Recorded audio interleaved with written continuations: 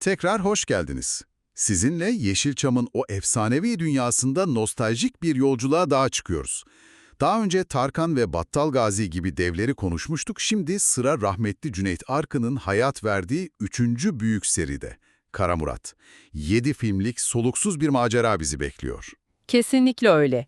Cüneyt Arkın'ın kariyerinde bu 3 seri çok özel bir yerde duruyor.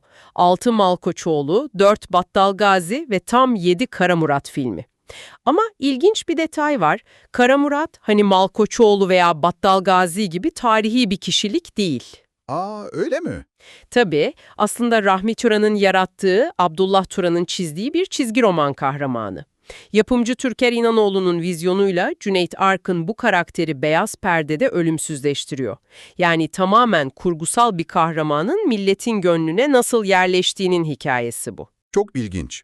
1972'de Kara Murat, Fatih'in fedaisiyle başlayan ve 1978'de Kara Murat, Devler Savaşıyor ile son bulan bir serüven. O zaman lafı uzatmadan, ilk filmle, yani her şeyin başladığı yerle başlayalım. Film bizi Fatih Sultan Mehmet devrinin ilk yıllarına, İstanbul'un fethinden hemen sonrasına götürüyor. Evet, Balkanlarda sular durulmamış. Ve karşımıza tarihin en acımasız figürlerinden biri çıkıyor. Kazıklı Voyveda. Daha ilk sahneden neyle karşı karşıya olduğumuzu anlıyoruz. Hem de nasıl? Esir alınan bir Türk çifte din değiştirme baskısı yapılıyor. Ve reddettiklerinde Voyvoda kadının kalbini söktürüp adamı kazağa oturtuyor.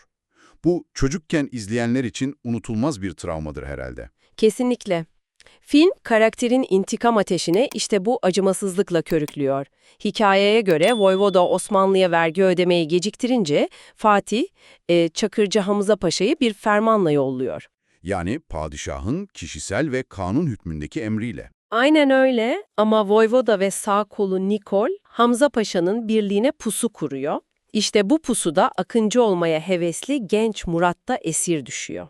Ve işkenceler başlıyor. Voyvoda'nın işkenceleri akıl almaz, en korkunç an ise Murat'ın esir abisinin hayatına karşılık Murat'ı abisinin kolunu ve bacağını kesmeye zorlaması. Çok ağır bir sahne. Abisinin o çaresiz ama gururlu "vur satırı hakkımı helal etmem" diye haykırışı Murat'ın omuzlarına ömür boyu taşıyacağı bir yük bindiriyor. Karakterin temelindeki travma bu aslında. Zindandaysa filmin başında ailesi katledilen küçük kız Zeynep'le tanışıyor. Aralarında masum bir bağ kuruluyor. Zeynep ona gizlice su veriyor ve ileride birbirlerini tanımalarını sağlayacak birer hatıra veriyorlar. Yıllar geçiyor, Murat artık Fatih'in en güvendiği akıncısı, Kara Murat oluyor. Ve Voyvoda yeniden ortaya çıkıyor. Ve Fatih de Macaristan ile olası bir ittifakı araştırması için Kara Murat'ı görevlendiriyor Macera başlıyor. ve macera başlıyor. Murat burada Erol Taş'ın canlandırdığı Mihal ile karşılaşıyor ki o da serinin gediklilerinden olacak. Evet, unutulmaz bir karakter. Büyümüş olan Zeynep'i, yani yeni adıyla Angela'yı bulup kurtarıyor. Saraya sızmak için dövüşlere katılıyor. Kraliçe Lucia ile bir ilişki yaşıyor. Bu sahneler Cüneyt Arkın'ın sadece dövüşen değil, aynı zamanda casusluk yapan zeki bir kahraman olduğunu da gösteriyor. Tabii. Bir anlık dikkatsizlikle Fatih'in fermanını düşürüp kimliğini ele veriyor. Aynen öyle. Yakalanıp idam edilecekken geçmişte hayatını bağışladığı cellat Papesco tarafından kurtarılıyor. Vefa borcu. Kesinlikle. Papaz kılığında saraya geri sızıp Macarlarla yapılan anlaşmayı ele geçiriyor. Final ise tam bir adalet anı. Voyvoda'yı abisine ve diğer masumlara yaptığı gibi kazağa oturtarak intikamını alıyor. İlk film, intikamın ne kadar kanlı olabileceğini göstererek serinin tonunu belirliyor. İlk filmdeki o acımasız intikam hikayesinden sonra seri ikinci filmde, yani 1973 yapımı Kara Murat, Fatih'in fermanıyla rotayı daha çok bir saray entrikası ve aşk öyküsüne kırıyor. Evet, bu ilginç bir yön değişimi. Bu kez merkezde Fatih'in Bizans prensesi İrene'ye olan aşkı var. Ama Bizans tarafında Kenan Pars'ın canlandırdığı Nikol karakteri var. O da ortalığı karıştırıyor. Aynen. Türk köylerine baskınlar düzenleyerek barışı baltalıyor. Hatta bu baskınların birinde Kara Murat'ın annesi de şehit ediliyor. Mesele yine kişiselleşiyor. İrene, Nikol tarafından öldürülüyor. Haince. Ve Nikol, Bizans hazinelerinin yerini de tek bilen kişi olarak Midilli Adası'na kaçıyor. Fatih'in görevi bu kez çifte. Hem sevdiği kadının katilini bulmak hem de devletin hazinelerini geri getirmek. Görev yine Kara Murat'ın. Murat adaya bu kez Costa kimliğiyle sızıyor. Yine bir sürü macera. Midilli Prensesi Julia ile bir gönül ilişkisi yaşıyor. Ama sonunda yakayı ele veriyor. Ve serinin en akılda kalıcı sahnelerinden biri yaşanıyor. Gözlerine mil çekiliyor. Bir dakika, gözlerine mil çekiliyor ama tam kör olmuyor, değil mi?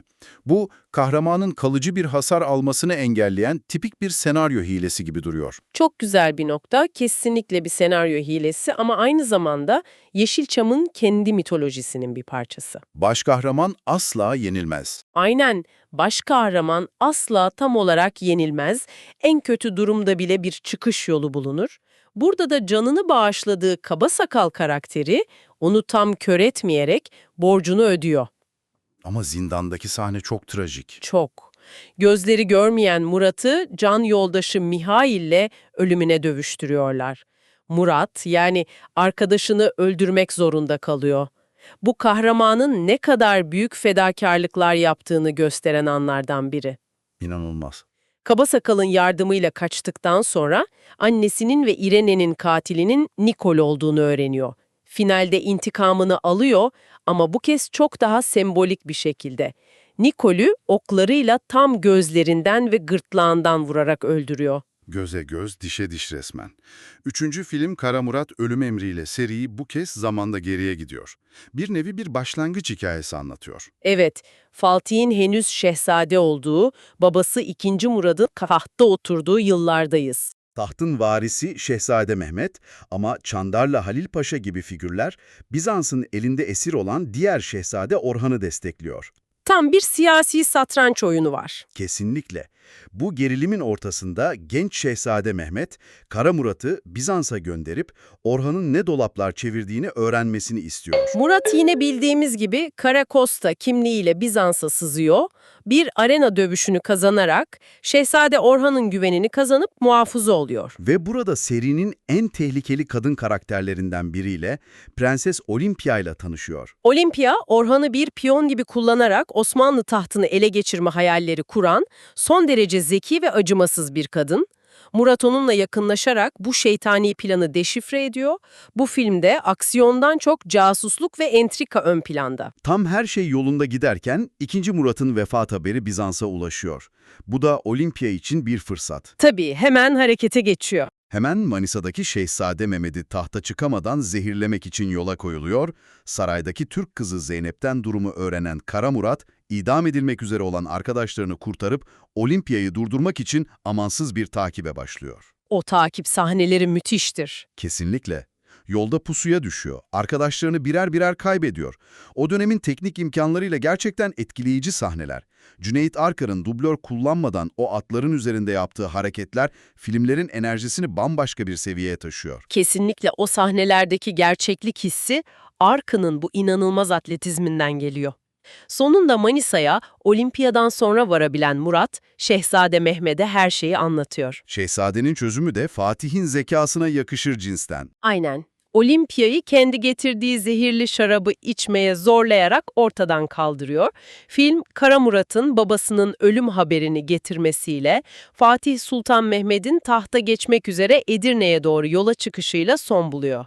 Adeta bir dönemin kapanıp yenisinin açılışını izliyoruz.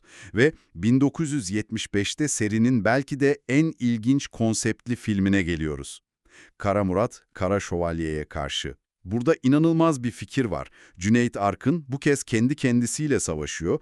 Doğumda ayrılmış ikiz kardeş hikayesi. Bu nasıl işlenmiş filmde? Bu Yeşilçam'da sıkça gördüğümüz bir tema ama burada çok farklı bir bağlamda kullanılıyor. Kardeşlerden biri, bildiğimiz Kara Murat, babalarının intikamını almak için bir Türk kahramanı olarak büyüyor. Diğeri ise babalarını öldüren Carlos tarafından kaçırılıp tam bir Türk düşmanı, acımasız Kara Şövalye olarak yetiştiriliyor. Vay canına. Bu ikiz kardeş teması burada ulusal kimlik ve kan çeker miti üzerinden işleniyor. Film aslında şu soruyu soruyor. Bir Türk, düşman elinde yetişse bile özüne, kanına döner mi? Ve verdiği cevap da belli. Tabii 70'lerin milliyetçi atmosferi için çok güçlü bir mesaj taşıyor. Yani bir yanda halk kahramanı Kara Murat, diğer yanda halkına zulmeden Kara Şövalye. İkisi de Cüneyt Arkın. Müthiş bir dramatik potansiyel. Kesinlikle. Kara Şövalye, Türk köylerine dehşet saçarken babalarını öldüren Carlos da Rumeli Beylerbeyi Karacapaşa'yı esir alıp Fatih'e karşı bir koz olarak kullanıyor. Fatih de tabii ki bu düğümü çözmesi için Kara Murat'ı görevlendiriyor. Sonrası tam bir kimlik oyunu. Aynen öyle. Önce Murat, Kara Şövalye'nin kılığına girip kaleye sızıyor ama yakalanıyor. Bunun üzerine bu kez Kara Şövalye, Kara Murat kılığına girerek Fatih'e suikast düzenlemeye kalkışıyor ama başaramıyor. Filmin finali ise çok trajik. Çok. Carlos iki kardeşin de annesini öldürüyor. İşte bu an Karat için bir aydınlanma anı. Her şeyi anladığı an. Evet, yaptığı hatayı anlıyor, özüne dönüyor ve kelime-i şehadet getirerek Müslüman olarak can veriyor. Kara Murat ise hem Carlos'u öldürerek intikamını alıyor hem de filmin sonunda annesiyle kardeşini hüzünlü bir şekilde toprağa veriyor. Film, kan çeker mitine trajik bir evet cevabı vermiş oluyor. Bu kadar dramdan sonra 1976'daki 5. film Kara Murat, Şeyh Gaffar'a karşı ile düşmanın profili tamamen değişiyor. Artık karşımızda Bizanslı ya da Avrupalı bir düşman yok. Tehdit içeriden geliyor. Aynen öyle. Fatih'in otoritesini tanımayan, kendini peygamber gibi gören sahte bir din lideri Şeyh Gaffar. Bu serideki en ilginç tematik sapmalardan biri. Şeyh Gaffar karakteri o dönemde toplumda gerçekten endişe yaratan sahte din adamlarına, batıl inançları kullanan kült liderlerine bir gönderme olarak okunabilir. Çok güncel bir konu aslında. Kesinlikle. Kendi müritlerine çocuklarını öldürmelerini emredecek kadar ileri giden, Fatih'in sarayına suikastçılar sızdıran korkunç bir figür. Gaffar, müritlerini afyonla uyuşturup onlara sahte bir cennet vaat ederek kendine bağlıyor. Yani film sadece bir aksiyon filmi olmanın ötesinde bir sosyal eleştiri damarı da taşıyor. Kesinlikle. Fatih de bu fitneyi bitirmesi için elbette yine Kara Murat'ı görevlendiriyor. Ama Gaffar, Murat'ın geleceğini önceden haber alıp bir tuzak kuruyor. Murat'ın abisi Turan'ı kaçırıp beynini yıkıyor. Kardeşi kardeşe kırdırma planı. Aynen. Murat bu kez kaba kuvvetle değil, akıl oyunlarıyla yaklaşıyor. Şeyhin yanına gidip teslim oluyor ve onun güvenini kazanmış gibi davranıyor. İçeriden fethediyor kaleyi. Tabii. Bu süreçte şeyhin insanları afyonla nasıl zehirlediğini, sahte cennet mekanizmasını nasıl kurduğunu öğreniyor. Hatta babasının yerine geçmek isteyen hırslı kızı Zeynep'in de planlarını anlıyor. Ve finalde Murat hem şeyhin tüm oyununu bozuyor hem de beyni yıkanmış abisi Turhan'ın gerçeği görmesini sağlıyor. Şeyh Gaffar ölüyor ve fitne yuvası olan kalesi yerle bir ediliyor. bu film, dış düşmanlar kadar iç düşmanların da tehlikeli olabileceğini vurgulaması açısından önemli. O kadar entrika ve dramdan sonra seri, 1977'de Kara Murat Denizler Hakimi ile bizi açık denizlere bir korsan macerasına çıkarıyor. Evet, bu sanki biraz daha soluklanmak için yapılmış, daha saf bir aksiyon filmi gibi. Hikaye daha basit ve çizgisel. Kesinlikle öyle. Kaptanı Derya Yunus Paşa'nın gemisine saldıran Kara Korsan filmin kötüsü. Fatih de bu denizlerdeki belayı temizleme görevini tabii ki Kara Murat'a veriyor. Murat bu kez Antonio adında bir suçlu kılığına girerek korsanların arasına sızıyor. Güvenlerini kazandıktan sonra bir isyanla esirleri kurtarıp gemiye ele geçiriyor. Ama macera burada bitmiyor. Gemi bu kez Nikolas adında başka bir düşman tarafından tekrar ele geçiriliyor. Evet, Murat esir düşüyor, işkence görüyor ama Maria adında bir kadın tarafından kurtarılıyor. Sonrası bildiğimiz Kara Murat klasiği. Nikolas'ın şatosunu tek başına basıyor, hem esirleri kurtarıyor hem de Kara Korsan'ı yakalıyor. Finaldeki intikam sahnesi de yine manidar. Kara Korsan'ı onun Türklere yaptığı gibi ölüme terk ediyor. Kısasa kısas. Ve geliyoruz serinin Cüneyt Arkınlı son filmine. 1978 yapımı Kara Murat, Devler Savaşıyor. Başlık çok iddialı. Başlık iddialı ama film aslında bir aksiyon filminden çok bir saray entrikası ve adalet arayışı filmi. Sadrazam Mahmut Paşa, Rumkani Paşa tarafından Mora'yı düşmana satmakla itham ediliyor ve Fatih bu iftiraya inanıyor. İşte burası çok ilginç. Sadrazamın suçsuzluğuna inanan Kara Murat, seride ilk defa padişahın emriyle değil, tamamen kendi iradesi ve vicdanıyla harekete geçiyor. Aynen öyle. Fatih'in öfkesinden kaçarak gerçeği ortaya çıkarmak için Mora'ya gidiyor.